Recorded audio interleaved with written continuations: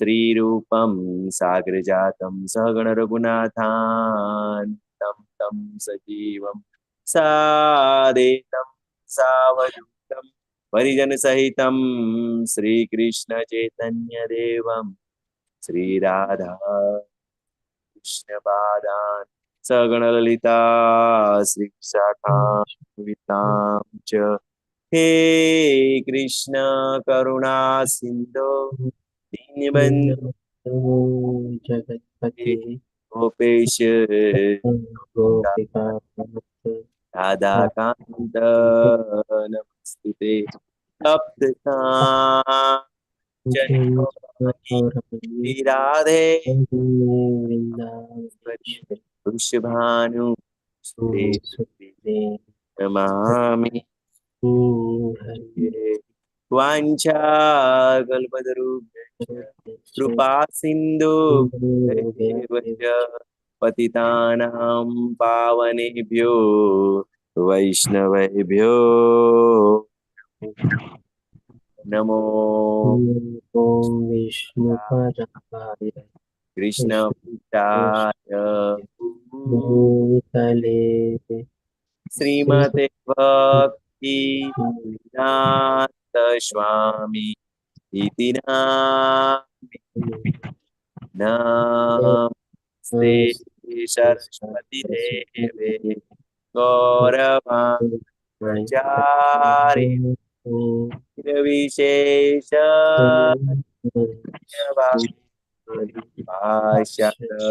देशतारे जय श्री कृष्ण चैतन्य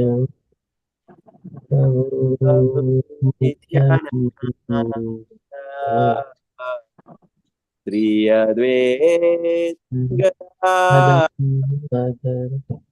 श्रीवासादि हरे कृष्ण हरे कृष्ण कृष्ण हरे हरे हरे राम हरे राम राम राम हरे अनंत कोटि वैष्णव की जय, शिला प्रभुपाद की जय, भगवत गीता की जय, श्री श्री राधे गोविंद की जय, सदगुरु देव की जय। हरे कृष्ण। सर्व भक्तों ने पवित्र त्योहार सौरों ने शुभकामनाओं। हरे कृष्ण। हरे कृष्ण। धन्यवाद कहते हूँ प्रभु जी। हरे कृष्ण सर्वे। शिला प्रभुपाद की जय। हरे कृष्ण शोभना माता जी। हरे कृष्ण महेश प्रभु जी। हरे कृष्ण अक्षय प्रभु जी। हरे कृष्ण दिलीप प्रभु जी। हरे कृष्ण कंचन माता जी। हरे कृष्ण नीता माता जी। हरे कृष्ण। हरे कृष्ण। आज अपना रमेश प्रभु जी ने देखा था। हरे कृष्ण रतिया प्रभु जी।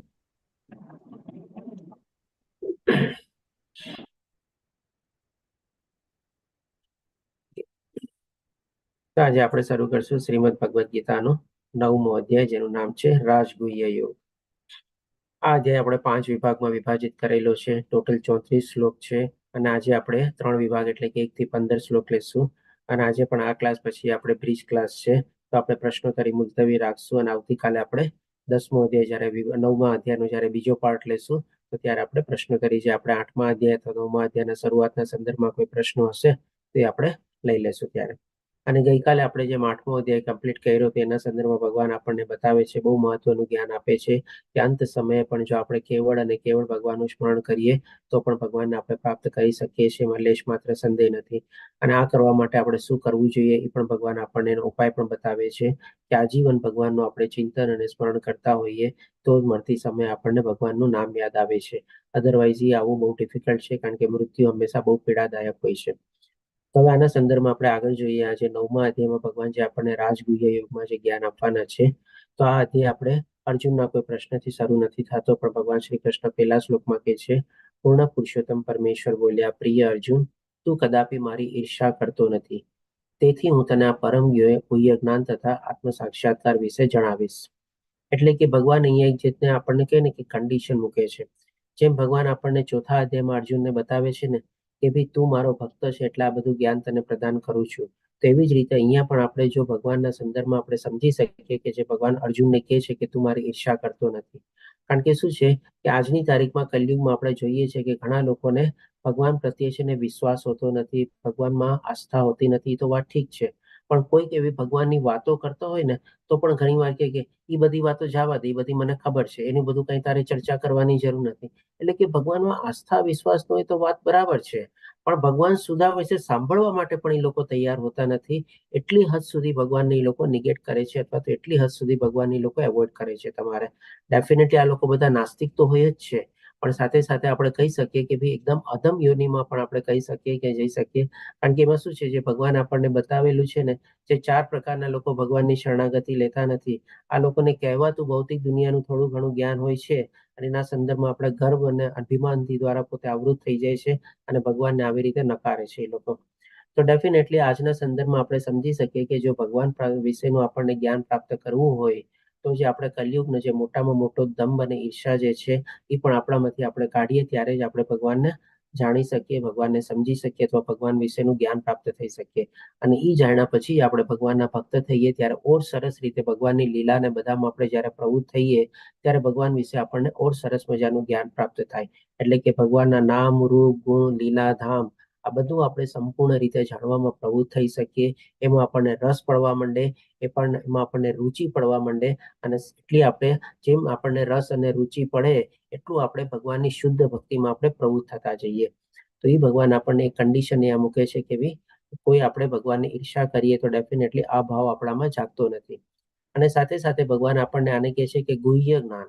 ગુહ્ય જ્ઞાન એટલા માટે ભગવાન કહે છે, જો ભગવદ્ ગીતા તો બધી જગ્યાએ અવેલેબલ છે, ઘણા બધા એના ભાષાંતરો પણ બધા અવેલેબલ છે, પણ બધાને શું આ ભગવદ્ ગીતાનું જ્ઞાન પ્રાપ્ત થઈ શકે છે? એટલે કે જ્યાં સુધી ભગવાનના ભક્ત ન બની અને જ્યાં સુધી આપણને ભગવાનમાં આસ્થા, વિશ્વાસ અને શ્રદ્ધા ન જાગે ત્યાં સુધી આ ભગવદ્ ગીતાને આપણે જો પુસ્તક રૂપે વાંચીએ, એક નવલકથાના રૂપમાં વાંચીએ, સ્ટોરી બુકના હિસાબે વાંચીએ, ઇવન આધ્યાત્મિક અથવા ધાર્મિક પુસ્તકના હિસાબે પણ વાંચીએ, પણ જો ભગવાનમાં ભક્તિ અને આસ્થા જ્યાં સુધી ન જાગે ત્યાં સુધી આ જ્ઞાન આપણને એમાંથી કઈ મળતું નથી. આપણામાંથી ઘણા લોકો એવા હોય છે કે જે લેવલ 1 અને લેવલ 2માં જે આપણે બધા આગળ વધી રહ્યા છીએ, ઘણા લોકો ઓલરેડી લેવલ 3, 4, 5 સુધી પણ પહોંચી ગયા હશે. એ લોકોના જ મુખેથી આપણે સાંભળ્યું છે કે ભાઈ જ્યારે પહેલી વાર લેવલ 1માં જોડાણા ત્યારે ભગવદ્ ગીતા તો આપણે વાંચેલી હતી અને 2-3 વાર પણ વાંચેલી હતી, પણ કઈ સમજાણું નહોતું. પણ આવી રીતે જ્યારે સરસ રીતે આપણે અભ્યાસમાં જોડાણા અને આપણામાં એમાં આસ્થા જાગી ભગવાન પ્રત્યેની, તો જ આપણે આ ગુહ્ય જ્ઞાનને આપણે પ્રાપ્ત કરી શક્યા અને આપણે ભક્તિભાવમાં પણ આપણે પ્રવૃત્ત થઈ શક્યા. તો આ રીતે આપણે ભગવાન કહે છે કે આને ગુહ્ય જ્ઞાન કહેવામાં આવેલું છે. પછી ભગવાન આપણને કહે છે સાક્ષાત્કાર વિશે. એટલે શેનો સાક્ષાત્કાર? તો કે આત્મ સાક્ષાત્કાર. એટલે કે આ જે ભગવાન વિશેનું આપણે જ્ઞાન જાણશું તો આસ્તે આસ્તે આપણી અંદર રહેલો જે આત્મા જે છે એના ઉપરથી બધા કે ને કે ભાઈ મલિનતા, રાગ, દ્વેષ, ક્રોધ, ઈર્ષા, અહંકાર એ બધું આસ્તે આસ્તે દૂર થશે. અને શુદ્ધત્વ ભાવના આપણે જેમ જેમ પ્રાપ્ત કરશું અને ભગવાનની શુદ્ધ ભક્તિમાં આપણે પ્રવૃત્ત થશું, એવી રીતે આપણને અંદરથી આત્મ સાક્ષાત્કાર થશે. એટલે કે આપણે આપણી આત્માની સાથે કનેક્ટ કરી શકશું. આપણે આપણી આત્માની સાથે આપણે કહીએ ને કે ઉઠીએ, બેસીએ, ચાલીએ, ખાઈએ, પીએ, બધી અનુભૂતિ આપણને થઈ શકશે. એટલા માટે આને કહેવાય આત્મ સાક્ષાત્કાર.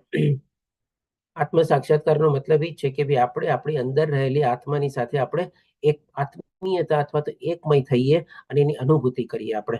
તો એ ભગવાન કહે છે કે એના વિશે પણ હું જણાવીશ. અને પછી ભગવાન કહે છે કે જે જાણીતું ભૌતિક અસ્તિત્વના સર્વે કલેશોમાંથી મુક્ત થઈ જઈશ. તો જ્યાં સુધી જો આપણે આધ્યાત્મિક જ્ઞાનમાં આગળ ન વધીએ ત્યાં સુધી આપણે જાણીએ છીએ કે આ ભૌતિક માયાના જે આપણે ત્રિગુણી માયાથી આવૃત થયેલા છે એમાં આપણને કેટલા બધા સ્ટ્રેસ, ટેન્શન ને બધા ડિપ્રેશન હોય છે. આપણે પણ જ્યારે આવી રીતે ભગવાનની શુદ્ધ ભક્તિમાં અને આધ્યાત્મિકતામાં પ્રવૃત્ત થઈએ આપણને મનની સાચી શાંતિ મળે છે. કારણ કે ભગવાને આપણને 5મા અધ્યાયના 29માં જે પીસ ફોર્મ્યુલા આપી હતી અને એ જ કર્મયોગમાં આપણને સેના દ્વારા આપણને સુખ પ્રાપ્ત થાય છે. આપણે આખી જિંદગી સુખ અને ખુશી માટે જ, આપણે શાંતિ માટે બહુ વલખા મારીએ છીએ. તો એ ક્યારે પ્રાપ્ત થાય? તો કે ભાઈ ભગવાનમાં આપણે આસ્થા, વિશ્વાસ, શ્રદ્ધા કેળવીએ, ભગવાનને સર્વોપરી, સર્વોચ્ચ, સર્વોત્તમ માનીએ, બધા કારણોના રૂપ કારણ તરીકે ભગવાનને માનીએ અને એવી રીતે જ્ઞાન કેળવીને આપણે ભગવાનની ભક્તિમાં પ્રવૃત્ત થઈએ તો જ આપણને સુખ અને શાંતિ મળી શકે. અને એ જે સુખ અને શાંતિ છે આપણે કહી શકીએ કે પરમ સુખ છે અને પરમ શાંતિ છે, અથવા તો સત્યચિત્ત આનંદ રૂપી થાય છે જ્યારે આપણે આગળના ઓર સ્ટેજમાં જ્યારે આપણે આત્મ સાક્ષાત્કાર લેવલ સુધી આપણે જ્યારે પહોંચી જઈએ છીએ. ત્યાં સુધી આપણે કહી શકીએ છીએ આપણને આ ભૌતિક દુનિયાની જે થોડી ઘણી ટેમ્પરરી સુખ અને શાંતિ મળે છે એ આપણને, જેમ ભગવાન આપણને 5મા અધ્યાયના 22મા શ્લોકમાં કહે છે ને, બધાનો શરૂઆત છે, મધ્ય છે અને આદિ છે. એટલે કે બધું ટેમ્પરરી છે અને અસ્થાયી છે. આપણે એટલે કે એમાં આપણને સાચું સુખ અને શાંતિ મળતા જ નથી. સાચું સુખ અને શાંતિ જ્યારે આપણે ભગવાન સાથે જોડાવાની કોશિશ કરીએ છીએ એમાં જ આપણને પ્રાપ્ત થાય છે. એના સિવાય બીજી કોઈ રીતે આપણને પ્રાપ્ત થતું નથી. તો એ જ ભગવાન અહીંયા આપણને આ પહેલા શ્લોકમાં બતાવે છે. હવે પછી ભગવાન આપણને બીજા શ્લોકમાં કહે છે, આ જ્ઞાન સર્વ વિદ્યાઓનો રાજા છે. આ જ્ઞાન સર્વ વિદ્યાઓનો રાજા છે. શું કામ એ સર્વ વિદ્યાઓનો રાજા છે? તો કે ભાઈ આ ભગવદ્ ગીતામાં આપણને છે ને આપણા જીવનની એક માર્ગદર્શિકા તરીકે છે. આપણા જીવનના જે કાંઈ પણ પ્રોબ્લેમ છે બધાનું સોલ્યુશન આપણને ભગવદ્ ગીતામાંથી મળી રહે છે. એટલા માટે પણ એને સર્વ વિદ્યાઓનો રાજા કહેવાય છે. અને આ ભગવદ્ ગીતામાં આપણે બધા વિષયોનું જ્ઞાન આપેલું છે. ઐતિહાસિક કયો, ભૌગોલિક કયો, જ્ઞાન કયો, વિજ્ઞાન કયો કે ભવિષ્યનું કયો, બધી ટાઈપનું જ્ઞાન જે છે આ ભગવદ્ ગીતામાં આપણે આવેલું છે. એટલે પણ આપણે એને સર્વ વિદ્યાઓનો રાજા કહીએ છીએ. અને ભગવાન 13મા અધ્યાયમાં તો આપણને એકદમ સંપૂર્ણ રીતે બતાવે છે, 20 ચીજ વર્ણવીને કહે છે કે આ 20 ચીજ જ્ઞાન છે અને બાકી બધું અજ્ઞાન છે. આપણે તો આ રીતે 2-3 રીતે આપણે સમજી શકીએ કે શું કામે આ ભગવદ્ ગીતાના જ્ઞાનને આપણે આ વિદ્યાઓનો રાજા કહેવાય છે. અને પછી ભગવાન આપણને કહે છે કે જે સર્વ રહસ્યમાં સર્વાધિક ગુહ્ય છે. ગુહ્ય કેવી રીતે છે આપણે ઓલરેડી સમજી ગયા. અને સર્વાધિક રહસ્ય એટલે કે શું? ત્યારે ભગવાન આપણને 15મા અધ્યાયમાં એને કહે છે ને કે બધા વેદોનો સારાંશ શું છે? તો કે ભગવાન શ્રી કૃષ્ણને જાણવા અને એને જાણીને ભગવાનની ભક્તિમાં પરોવાઈ જવું. એ જ ભગવાનનો સાચો ભક્ત છે અને ભગવાનને સારી રીતે સમજ્યો છે અને જાણ્યો છે. તો અલ્ટિમેટલી આ બધા જ આપણા શાસ્ત્રોમાં જે બધા રહસ્યો રહેલા છે, આપણા જે બધા વેદો, ઉપનિષદો, પુરાણો, આ બધામાં જે ગુહ્યતા જે છે એ ગુહ્યતા અથવા જે સિક્રેટ છે એ ભગવાન આપણને સારાંશના રૂપમાં પ્રસ્તુતિ કરીને આપણને ભગવદ્ ગીતામાં આપે છે. એટલા માટે કહેવાય છે કે આ સર્વ રહસ્યનો સર્વાધિક ગુહ્ય છે. અને તે વિશુદ્ધતમ જ્ઞાન છે. વિશુદ્ધતમ જ્ઞાન શું કામે? તો કે ભગવાનના મુખેથી નીકળેલું છે. એમાં બીજું કંઈ આપણને કંઈ ડાયલ્યુશન અથવા કોઈ મિક્સિંગ અથવા કોઈ ઇમ્પ્યોરિટી જેવું છે જ નહીં. આપણે ભગવાનના મુખેથી નીકળેલું છે, અર્જુને સાંભળેલું છે અને સંજય જે સાંભળ્યું એના દ્વારા એ જ્ઞાન આપણને પ્રાપ્ત થયેલું છે શબ્દસ. કારણ કે એને પણ ત્યારે દિવ્ય જ્ઞાન, દિવ્ય ચક્ષુ પ્રદાન થયેલા હતા સંજયને. જે બધું ચીજ આપણે પહેલા અધ્યાયમાં ડિસ્કસ કરી ગયા હતા. એટલે કે એટલા જ માટે આ વિશુદ્ધતમ કહેવાય છે.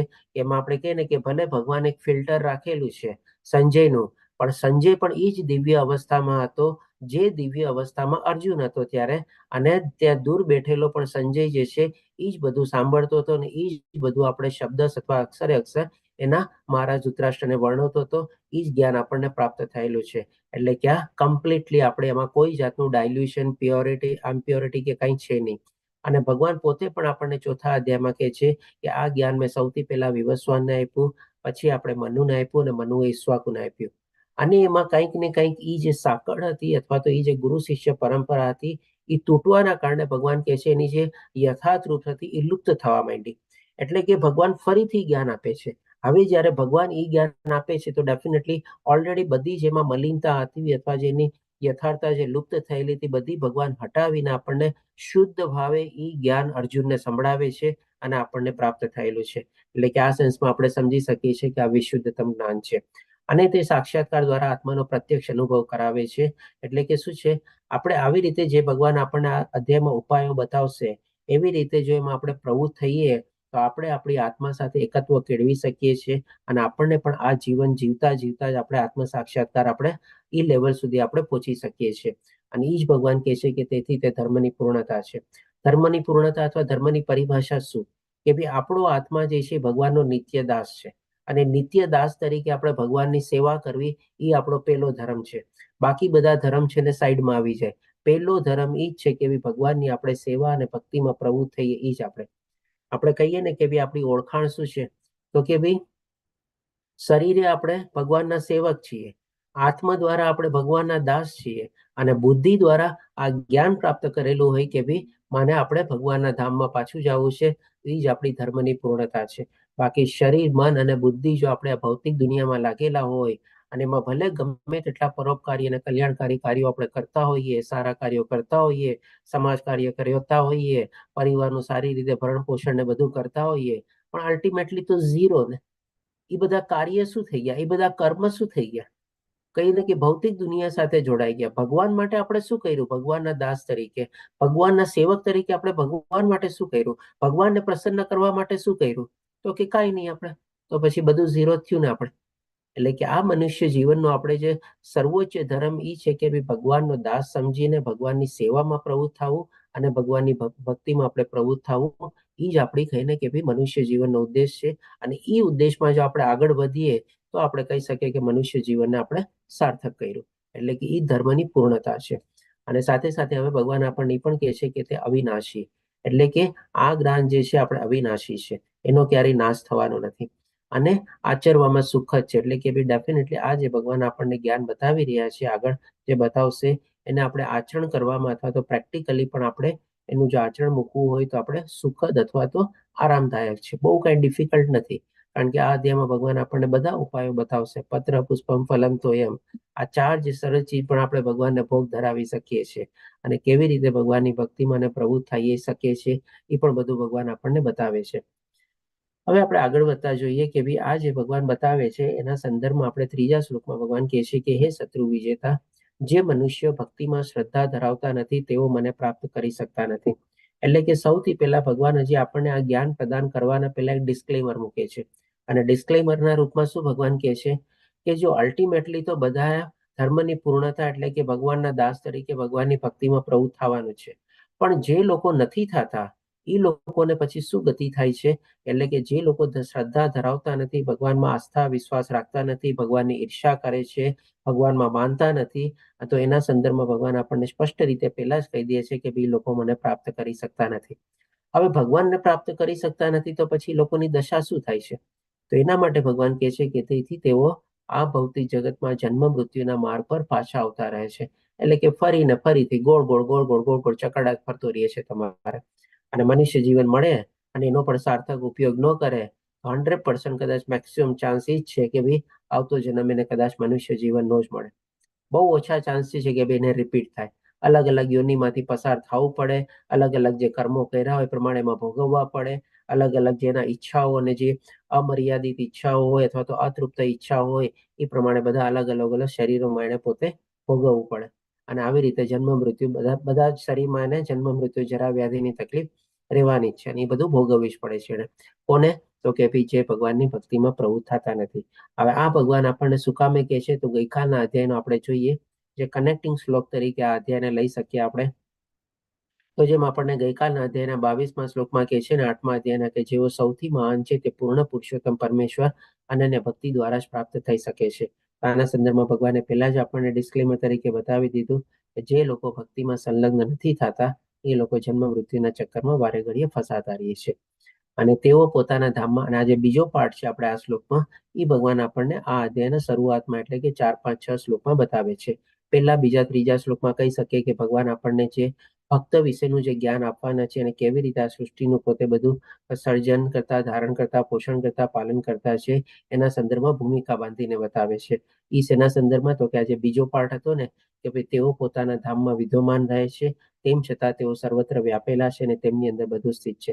હવે કેવી રીતે બધા ભગવાન બધી જગ્યાએ વ્યાપેલા છે, કણ કણમાં ભગવાનનો વાસ છે અને કેવી રીતે ભગવાન પોતાના ધામમાં વિદ્યમાન છે અને કેવી રીતે બધું એમના જ અંદર સ્થિત છે છતાં પણ તેવી રીતે ભગવાન એમાં મોજૂદ નથી, એ બધું ભગવાન હવે આપણને ચોથા, 5મા અને 6ઠ્ઠા શ્લોકમાં બતાવે છે.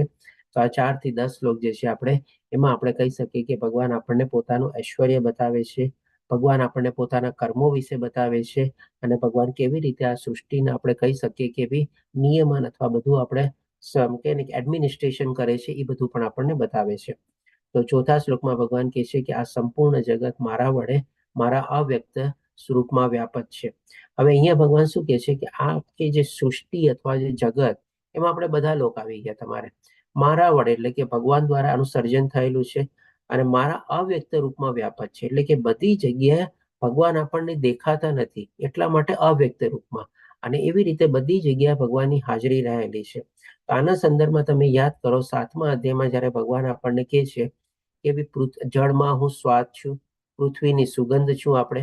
પછી જે આપણે અગ્નિની જે છે ઉષ્ણતા છે ભગવાન, કેમ કે સૂર્યનો પ્રકાશ પણ ભગવાન કહે છે હું જ છું. પછી આપણે આકાશમાં જે શબ્દ થાય છે, પસાર નહીં થાય છે, એ પણ ભગવાનની શક્તિ દ્વારા જ થાય છે. અને આ જે વાયુ જે છે એ પણ ભગવાન જ છે આપણે કહી શકીએ. આ રીતે ભગવાન આપણને જે પૃથ્વી, જળ, અગ્નિ, વાયુ અને આકાશ, જે ભગવાનની અપરાશક્તિ જે છે, એ બધી શક્તિમાં ભગવાન કેવી રીતે બધી જગ્યાએ વ્યાપક છે, અથવા તો આ બધામાં પણ ભગવાનની કેવી રીતે બધામાં હાજરી રહેલી છે. અને એ કોઈ એક ચીજમાં ભગવાન આપણને દેખાતા નથી. આજે જેમ કે પાણીનો સ્વાદ હોય આપણને દેખાય છે, નથી દેખાતો. પછી આપણે અગ્નિની ઉષ્ણતા હોય, ગરમી હોય, આપણને દેખાય છે. આપણે બધું ફીલ કરી શકીએ છીએ પણ દેખાતું નથી આપણને.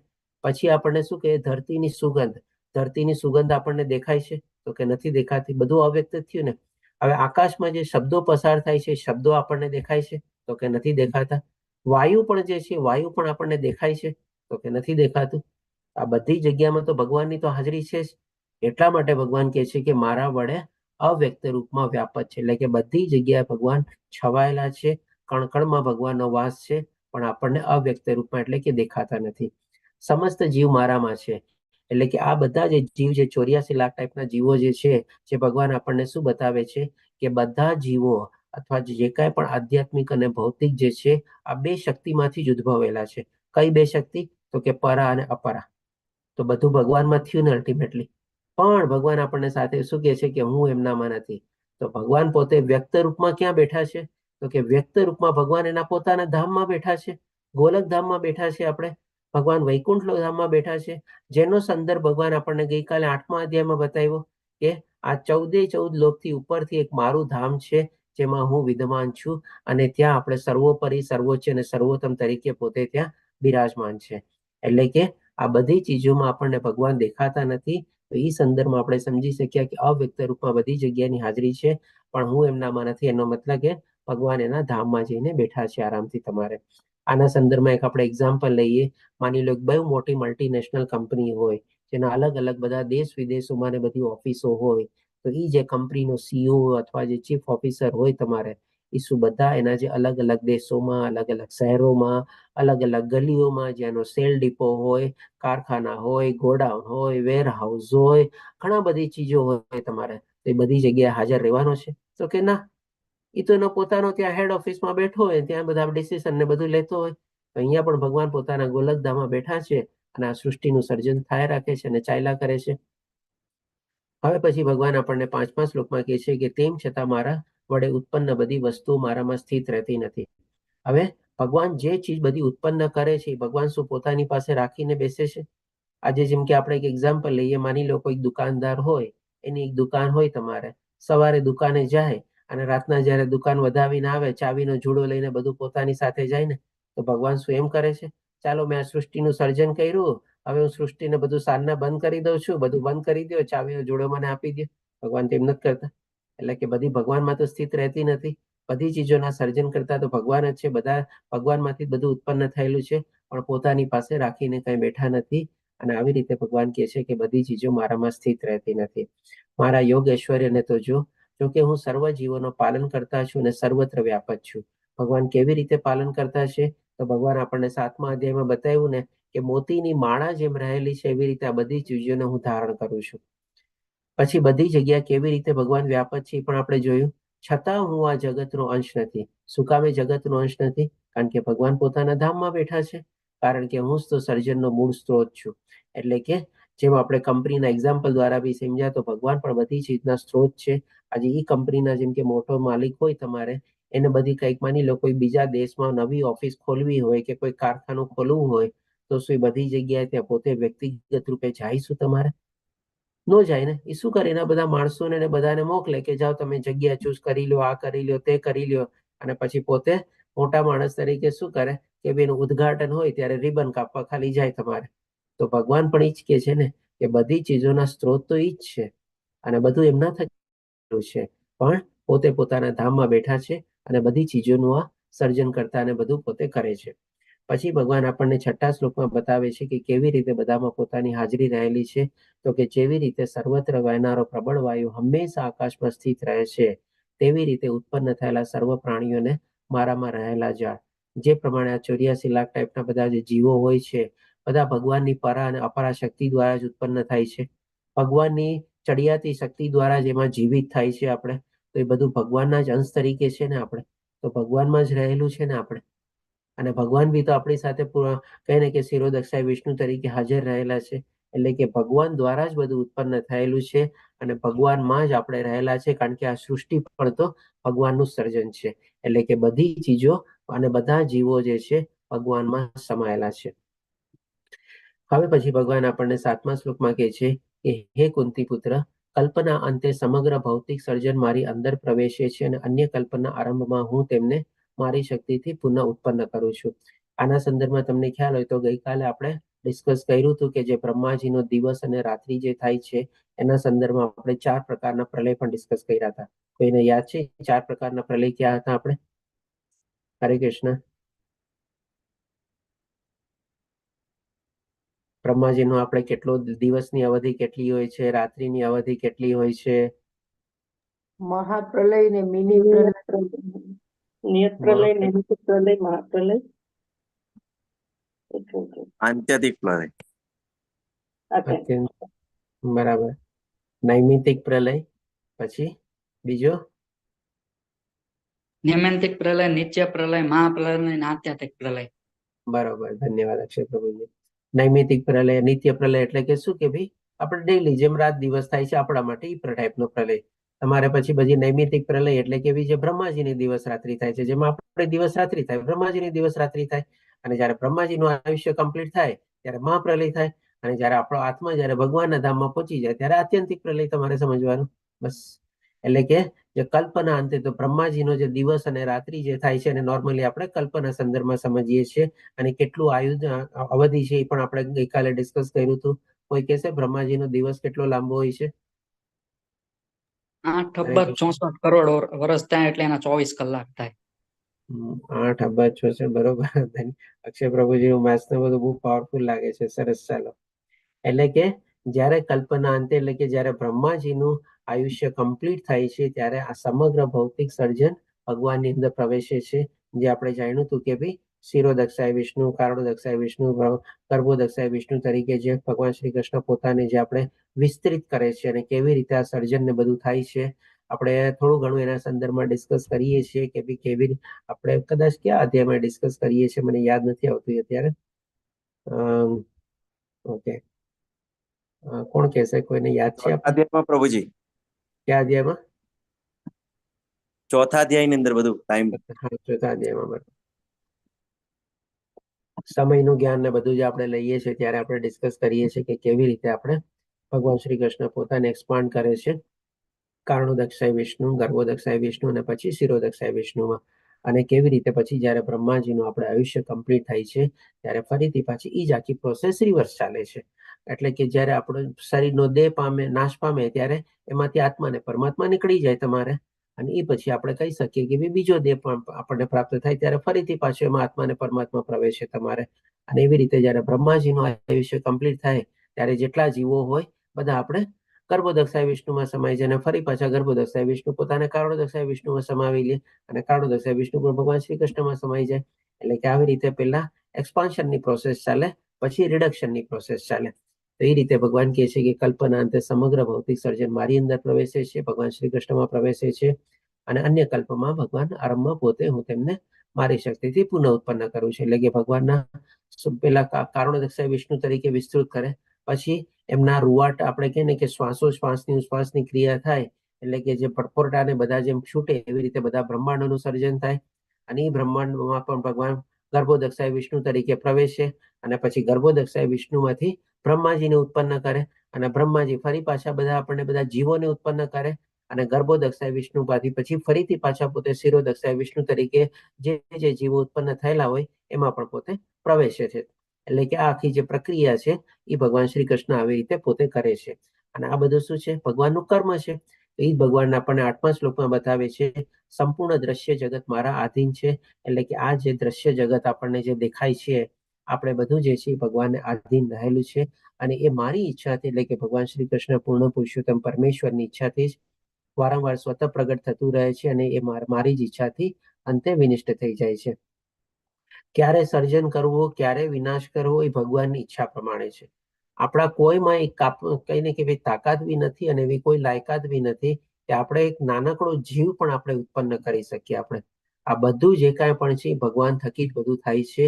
બધા જીવો પણ ઉત્પન્ન થાય છે, બ્રહ્માંડો પણ ઉત્પન્ન થાય છે, સૃષ્ટિનું પણ નિયમન ચાલે છે અને એનો વિનાશ બી થાય છે અને વિનાશ થઈને પાછું પુનઃસર્જન બી થાય છે.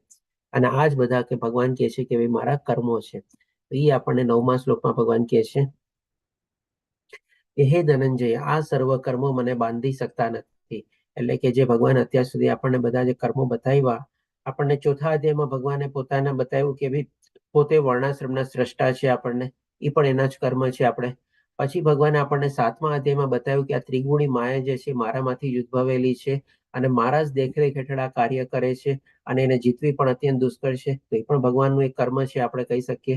અને ત્રીજું અહીંયા ભગવાન આપણને બતાવે છે કે ભાઈ આ જે સૃષ્ટિનું આપણે સર્જન પછી નાશ અને વિસર્જન ફરીથી પાછું જે થાય છે પુનઃસર્જન, આ પણ ભગવાનનું કર્મ છે.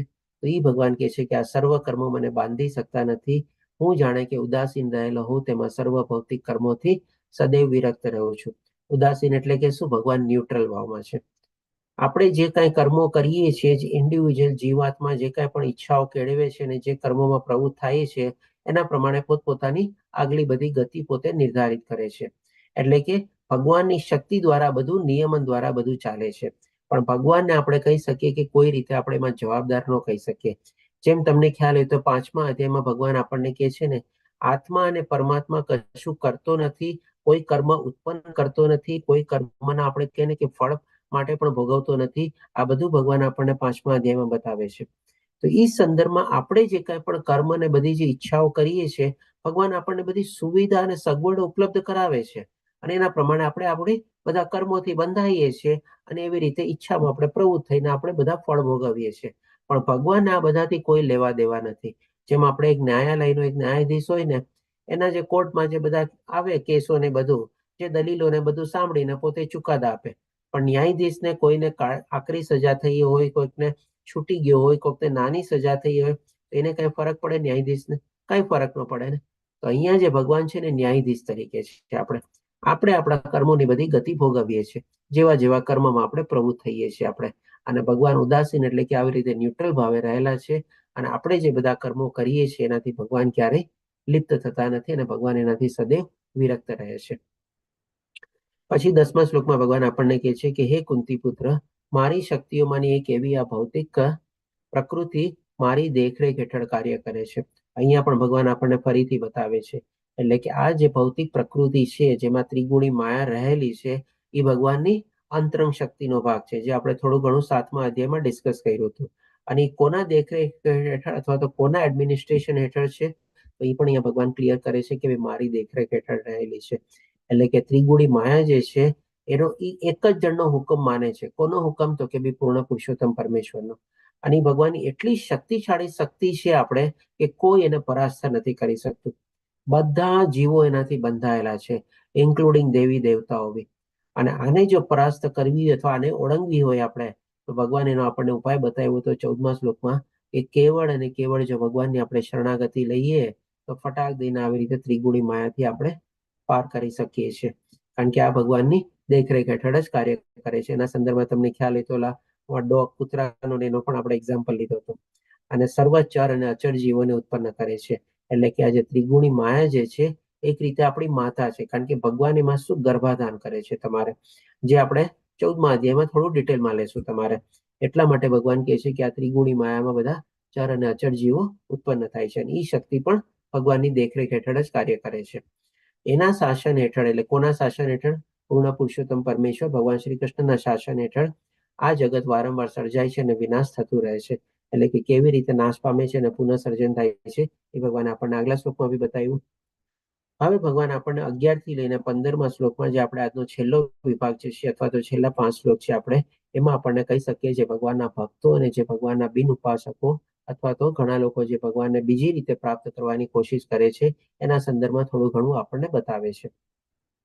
તો જે લોકો જેમ ભગવાને આપણને સ્ટાર્ટિંગમાં કીધું હતું ને, ત્રીજા શ્લોકમાં શું કીધું કે ભાઈ જે ભક્તો મારી સાથે સંલગ્ન ભક્તિમાં પરોવાતા નથી એ લોકો ફરીને ફરીથી આ જન્મ મૃત્યુના ચક્કરમાં ફસાયેલા રહે છે.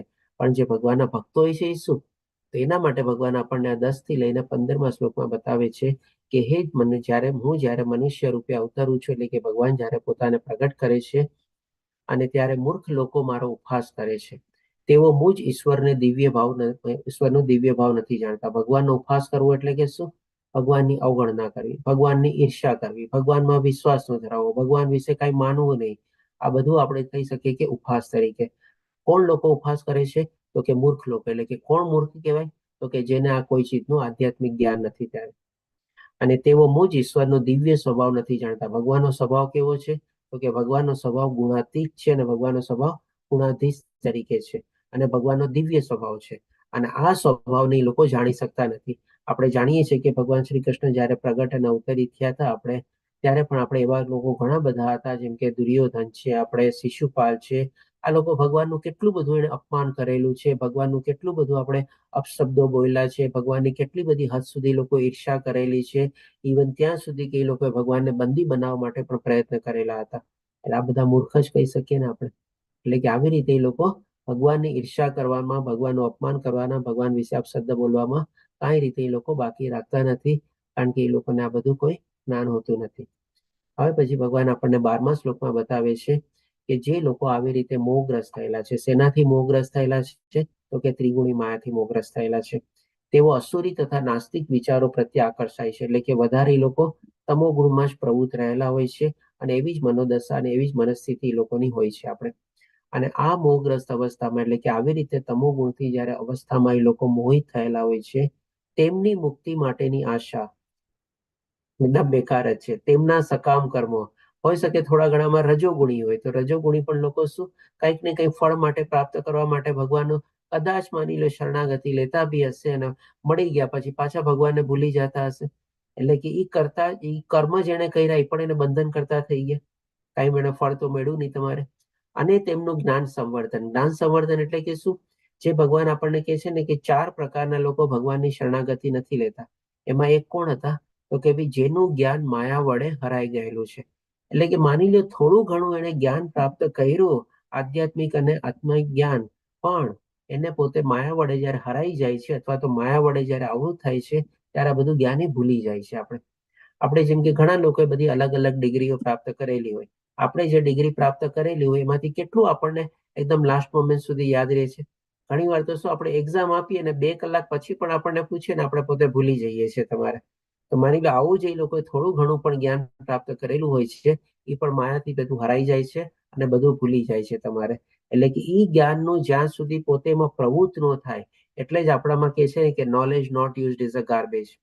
જ્ઞાનને તમે આપણે મગજમાં ભરીએ એટલે કે કચરા પેટીની જેમ એમાં ખાલી નાખીએ તો એનો કોઈ ઉપયોગ નથી. આપણે પણ જ્ઞાનનો આપણે અમલમાં મૂકવાનું છે અથવા એને પ્રેક્ટિકલ આચરણમાં મૂકવાનું છે. ત્યારે આપણને કઈ જ્ઞાનનો આપણને ઉપયોગ કર્યો કહેવાય. એટલે કે આવી રીતે એ લોકો જ્ઞાન સંવર્ધન અથવા એકઠું કરે છે. એક તો માયા વડે હરાઈ જાય છે અને માની લો હરાઈ બી ન ગયું હોય પણ એને એપ્લાય જ ન કર્યું હોય તો એ સંગ્રહેલું જ્ઞાન એને શું કામમાં આવ્યું? કઈ કામમાં ન આવ્યું ને.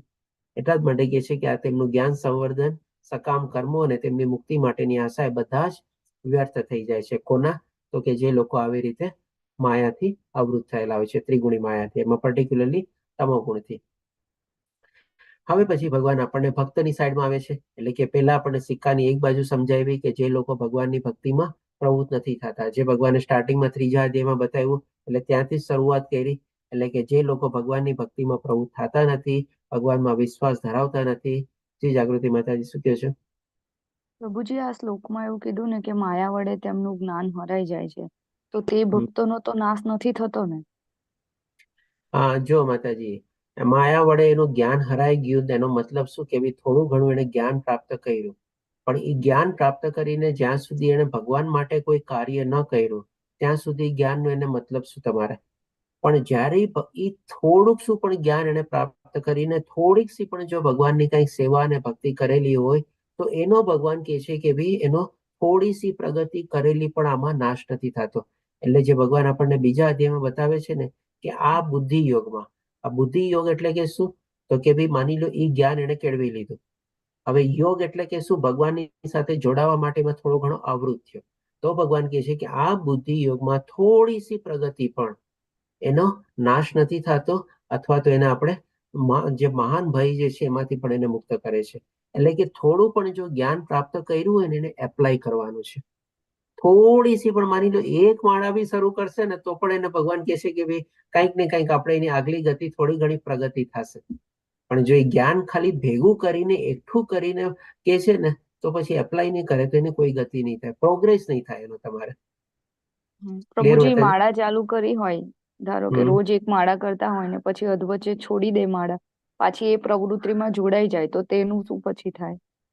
જો આમાં બે કન્ડિશન છે. એક તો માની લો થોડું ઘણું જ્ઞાન મેળવીને ભગવાનની માળાને શરૂ કરી, ભગવાનને ભોગ ધરાવવાનો શરૂ કર્યો, થોડું ઘણું આવી રીતે આત્મજ્ઞાન કેળવ્યું, ભગવાનના દર્શન કરતા ગયો, ચાલો એને થોડીક પ્રગતિ કરી, એટલે કે એક ડગલું આગળ વધ્યો. હવે શું થયું, ફરીથી પાછો પોતે શું છે માયા વડે એમાં આવૃત થઈ ગયો, ફરીથી પાછો કોઈ રજો ગુણમાં કે એમાં પોતે પ્રવૃત્ત થઈ ગયો, અને જે કરતો હતો એને બધું બંધ કરી દીધું. એટલે કે આમાં શું છે, બે રસ્તા છે ને પેરેલલ ચાલે છે. એક તમારા સકામ કર્મ અને એક તમારા આધ્યાત્મિક કર્મ, એટલે કે અકર્મ. તમારે હવે અકર્મમાં તમે માની લો પેલા 0 સ્ટેપમાં હતા, હવે તમે એક પગલું આગળ વધી ગયા. અને સકામ કર્મમાં માની લો પેલા તમે 4 સ્ટેપ વધેલા હતા અને હવે તમારે વચ્ચે તમે મૂકી દીધું, હજી તમે પાછામાં પ્રવૃત્ત થયા, પાછા તમે બીજા 2 સ્ટેપ આગળ વધ્યા, તો તમે 6 સ્ટેપ વધ્યા. પણ જયારે તમારું શરીર નાશ પામશે ત્યારે 6 સ્ટેપમાં તમે જે બધું ભેગું કરેલું હશે બધું અહીંયાનું અહીંયા રહી જવાનું છે, કઈ સાથે નથી આવવાનું. પણ હવે જે બીજો રસ્તો જે છે તમારો પેરેલલ રસ્તો, તમારે જે આધ્યાત્મિક માર્ગનો રસ્તો છે, જેમાં તમે 0 સ્ટેપમાંથી 1 સ્ટેપ કર્યું અને પાછા તમે સકામ કર્મમાં પ્રવૃત્ત થયા ને તમારું મૃત્યુ થઈ ગયું. એટલે કે તમારું એક સ્ટેપ જે છે ને તમને આગલો જે જન્મ મળશે ને એ તમારું ત્યાંથી બીજા સ્ટેપથી શરૂ થશે. એ તમારે પાછું તમારે 0 સ્ટેપમાં નહીં આવવું તમારે, એ પ્રમાણે. ક્લિયર માતાજી? પ્રભુજી પણ એ નેક્સ્ટ જન્મમાં પણ સેમ આવું જ થાય તો પછી એનું એવી ગતિ ચાલ્યા જ કરે? હા, એ ગતિ ચાલ્યા જ કરે. હવે આના સંદર્ભમાં તમે જો 7મા અધ્યાયમાં ભગવાને આપણને શું કીધું હતું, અનેક જન્માંતરો પછી જ્યારે માણસને યથાર્થ જ્ઞાન પ્રાપ્ત થાય છે કે બધા કારણોનું કારણ હું જ છું, અને ત્યારે મારે સંપૂર્ણ ભક્તિમાં પ્રવૃત્ત થઈ જાય છે અને શુદ્ધ ભક્તિમાં પ્રવૃત્ત થાય છે, ત્યારે ભગવાન કહે છે કે પરમેશ્વરને પામે છે.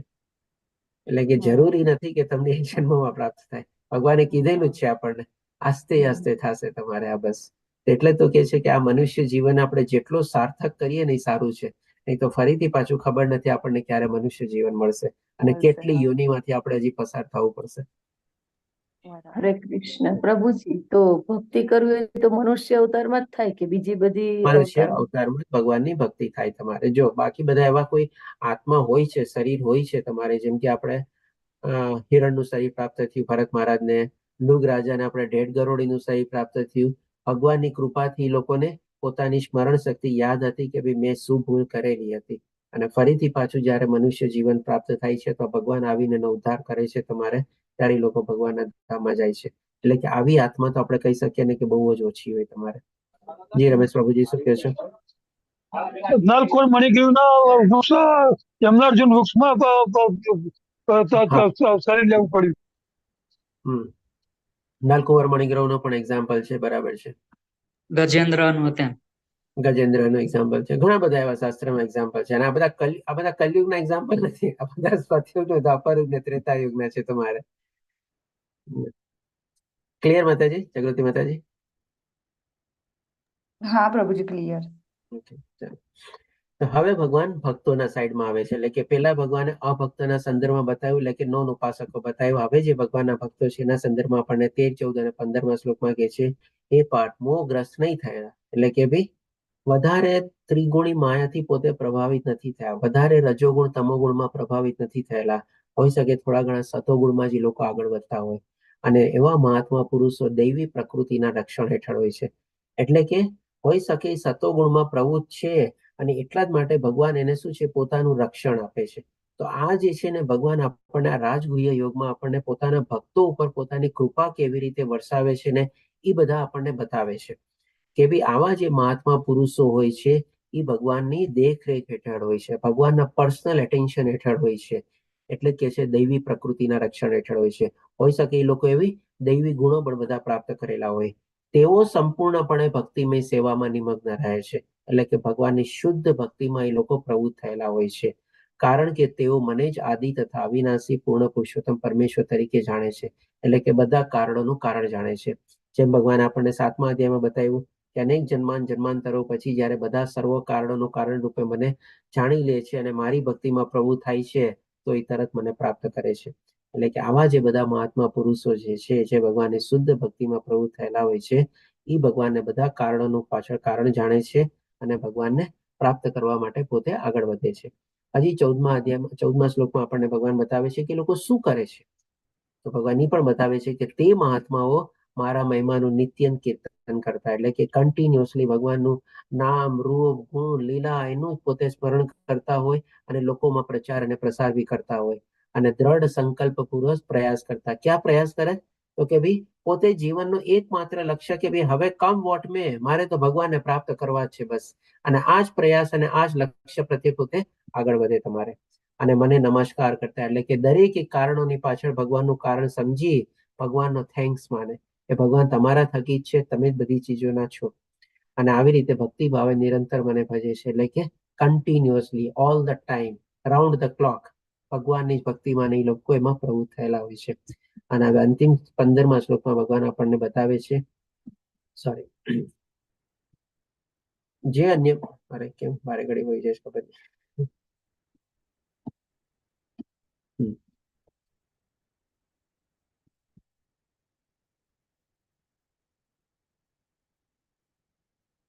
થોડુંક નેટ સ્લો છે.